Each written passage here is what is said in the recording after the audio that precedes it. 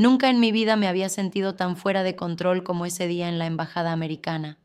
No fue por los nervios del trámite, ni siquiera por lo mucho que necesitaba esa visa para poder viajar. Fue por él, ese hombre, ese oficial, ese maldito gigante negro que me miró con esos ojos como si pudiera ver dentro de mi alma y dentro de mi ropa también. Yo soy casada, claro. Vivo con mi esposo desde hace casi 8 años en Guadalajara. Él es ingeniero, trabajador, correcto, me quiere, me cuida. Pero hay cosas que no dice, hay cosas que no hace, y hay partes de mí que con él simplemente duermen.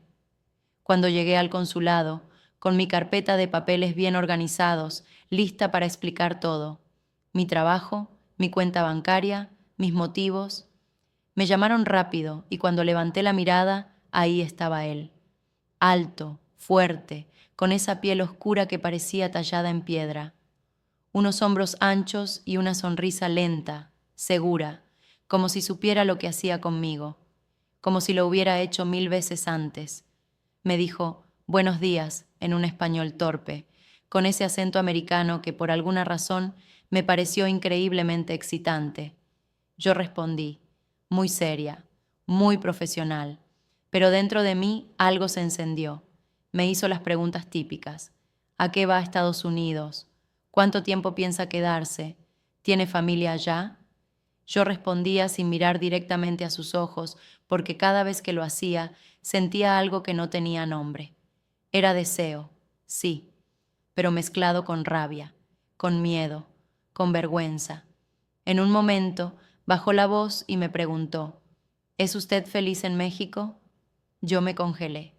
No era una pregunta que debía hacer, no era parte del protocolo, pero ahí estaba, con esos labios gruesos pronunciando palabras que no tenían nada que ver con visas ni papeles, y lo peor fue que no supe qué contestar. Me reí un poco, nerviosa. Él me sostuvo la mirada. Yo desvié la vista, pero sentí su mirada bajando por mi cuello, por mis pechos, como si pudiera tocarme con solo mirarme. Firmó algo, selló otro documento y me dijo que mi solicitud estaba aprobada, pero luego hizo una pausa y dijo, pero me gustaría hablar con usted un poco más. ¿Tiene unos minutos? Mi corazón empezó a golpearme por dentro como si quisiera escaparse. Dudé, me mordí el labio. Pensé en mi esposo, pensé en mis hijos, pero también pensé en mis noches vacías, en mis rutinas, en lo sola que me sentía incluso acompañada. Le dije que sí. Él me pidió que lo esperara fuera, que tenía que terminar otras entrevistas. Salí, me senté en una banca del jardín del consulado y traté de calmarme, pero mis manos temblaban. Me sentía como una adolescente, como una mujer que estaba a punto de hacer algo que no debía. No era el típico hombre guapo, era más que eso. Era la forma en que me miraba, como si yo fuera algo prohibido, algo que él podía romper y reconstruir a su antojo. Y aunque no pasó nada, todavía ya algo se había quebrado dentro de mí. Después de unos 20 minutos, lo vi salir del edificio principal.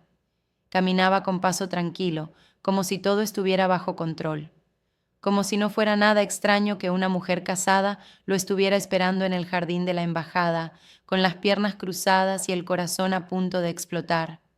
Se sentó a mi lado sin decir nada por unos segundos. Solo respiraba, mirando hacia los árboles. Yo no sabía qué hacer con mis manos. Las apreté entre las piernas y traté de no parecer tan disponible. Y entonces habló. Me preguntó si venía sola, si mi esposo sabía que estaba ahí. Me preguntó si viajábamos juntos a menudo, pero la forma en que lo preguntaba no era curiosidad. Era como si estuviera buscando grietas, como si necesitara confirmar que había espacio para meterse. Le dije que sí, que estaba casada, pero que este viaje era por mí, que quería conocer el país, mejorar mi inglés, crecer profesionalmente. Lo dije como si tratara de convencerlo, o de convencerme a mí misma, y él solo asintió.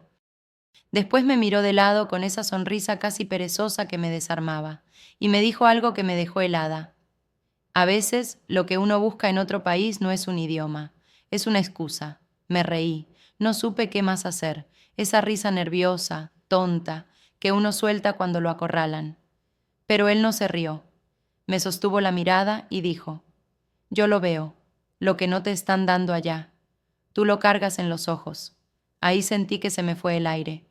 No porque estuviera diciendo algo indecente, sino porque estaba diciendo la verdad. Y no debería haberlo sabido. No tan rápido, no tan fácil. Me levanté de golpe. Dije que ya tenía que irme, que gracias por todo, que fue muy amable. Pero no caminé ni 2 pasos cuando lo escuché decir mi nombre completo, como venía en los papeles. Me di la vuelta. No te estoy pidiendo nada, dijo. Solo quiero que recuerdes esto. No estás sola. Y no eres invisible. Alguien lo nota. Ese alguien era él, claro. Ese hombre que apenas conocía, que había visto por menos de 1 hora, que tenía el poder de negarme la visa, pero eligió darme algo más peligroso: atención. Volví a casa esa tarde con la visa aprobada, pero con la mente revuelta. Durante días no pude sacarlo de mi cabeza.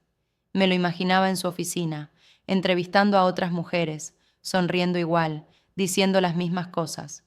Pero sabía que no. Lo que había entre nosotros fue distinto, fue real. Y aunque no hubo beso, ni caricia, ni número de teléfono, hubo algo peor. Hubo conexión. Mi esposo notó que yo andaba distraída.